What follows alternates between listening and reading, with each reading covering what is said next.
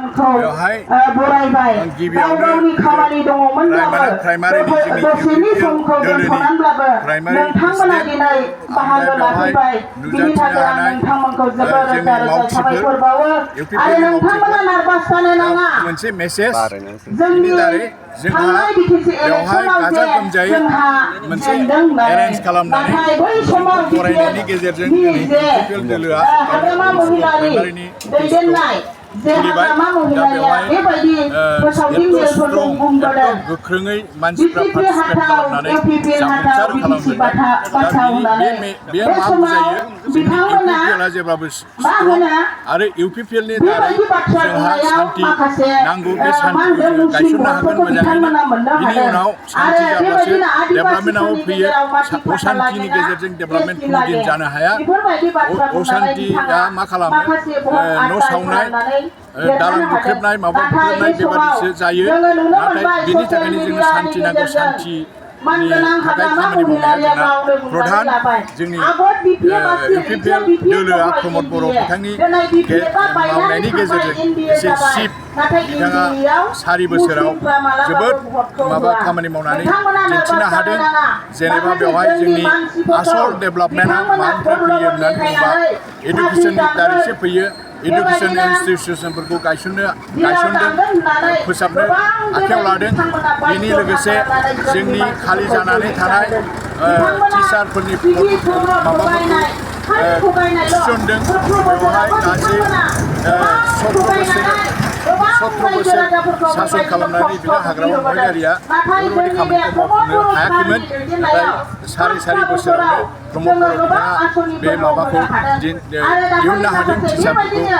थिसननो हादों बेनि गेजेरजों मा फोरमायो टिचार थाब्लासो जोंनि सात्र सात्रिफ्रा जोंनि फरायसा फरायसुलिफ्रा स्कुलाव फोरोंजानो मोनो टिचार गैयाबा फोरोंजानो मोनाब्ला बे स्कुला स्कुलनि नामावल' थायो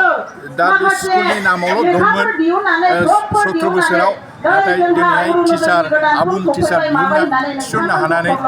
बे स्कुलफ्रा मोजाङै सोलिदों जोंनि सात्र सात्रिफ्रा सुबिदा मोनदों बेनि गेजेरजों जोंनि इडुकेसन डेभेलपमेन्ट जागोन इडुकेसन डेभेलपमेन्ट जानानै जोंनि सात्रफ्रा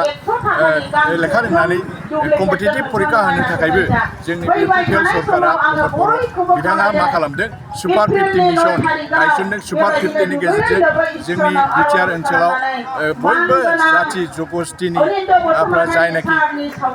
इन्टारभिउआव पास जायो बिथांमोनखौ सेलेक्ट खालामनानै दिल्लीयाव गभर्नमेन्टनि खरसावनो फ्रि कचिं लाहोदों बे कचिं लाहोनायनि गेजेरजों जों गोबां फलाफलबो मोनदों जोङो फैनाय दाख्लैसो जोबनानै थांनाय आसामनि एसएस परिखायाव जोंनि गोबां सोद्रोमा बर' सुबुंफ्रा जा बिटिआरनि केन्डिडेटफ्रा सेलेक्ट जादों बेहाय सेलेक्ट जानाया जोंनि बिराद गिदिर महान खामानिया जे साक्सेस जादों बेनिफ्राय जोङो प्रमान होनो हायो आरो बेजों लोगोसे जोङो जोबोद प्रमद बर' गभर्नमेन्टआ जोबोद बायदिसिना बयबो 26टा जनगोष्ठी डेभेलपमेन्टनि थाखाय बयबो जाथिखौ बिसासाव लानानै कनफिडेन्सआव लानानै सोलिलांनो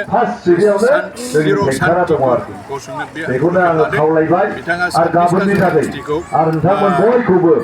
सेन्सार माबा खालामनानै इनकुवारि खालामनानै नागिरनानै मोनदों बिनि सिगां जोंनि बिटिआरआव 26टा जनगोष्ठी दं होननानै बेबादि खुनुदिन बाथ्रायानो ओंखारफेराखैमोन रावबो मिथिफेरामोन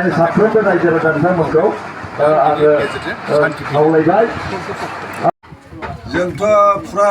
माने फैगौ 9 तारिखआव दे भट जानो थांगासिनो दङ बेहाय जोङो एखेबारे दाथि बुंनो हायो जों बिराद खुसि दिनै जों मोनसे स्टाइलिं साब कमिटिखौ बेखेवनानै लानो हाबाय ओरैनोब्लाबो जोङो रायमना प्राइमारि हिसाबै जोबोद मोजां दा नैबे अफिसनिफ्रायनो जोङो दिनैनिफ्रायनो जोङो माने दावहायाव ओंखारसिगोन आरोखि जोङो दिनै हरनिफ्रायनो मोनफ्रोमबो प्राइमारिनि सिङाव थानाय गामिफ्राव जोङो घरे घरे हाबगोन जोंनि इउपिपिएलखौ मोजां मोनग्रा इउपिपिएलनि सापर्टार बिथांमोनाव जोङो न'खर न'खर थांनानै जोङो अनिन्द्र बसुमतारीनि थाखाय जोङो आर'ज खालामहैगोन आखाइ खबज'हैगोन आरो जोङो मोजांथारैनो बे प्राइमारियावहाय जोङो भटखौ हरनो हागोन जिहेतु दिनैनि दिनाव जों बुंनो हायो माब्लाबाबो बिथांमोना बिपिएफ हिसाबै बे प्राइमारियाव देरहाफेरखायाखै आरोखि दा देग्लायबो जोङो बे स्ट्रेंथखौनो लानानै जोङो आवगायगासिनो दङ देग्लाय जोंहा बरंस' दा साबसिनसो जानो थांगासिनो दङ न' डाउट सासे सानै बिथांमोना 200-300 होनानै गलायबायना लांदों बिथांमोनाबो निस्सय बे साननै सानथामनि गेजेरावनो जोंनाव फैफिनजोबगोन जों बिथांमोनखौ CIDसो थिनहरदों जोंनियावनो भटखौ होजोबगोन जों बेखौ मिथिगौ आरोखि बेखिनियानो बे स्टारिं अफिस खुलिनो मोननानै गोजोननाय मोनदों आरो जोङो ज'नो मावलांगोन अनिन्द्र बसुमतारिनि देरहानायनि थाखाय जों जिउयै माहामै खामानि मावनानै देरहासार खालामगोन जों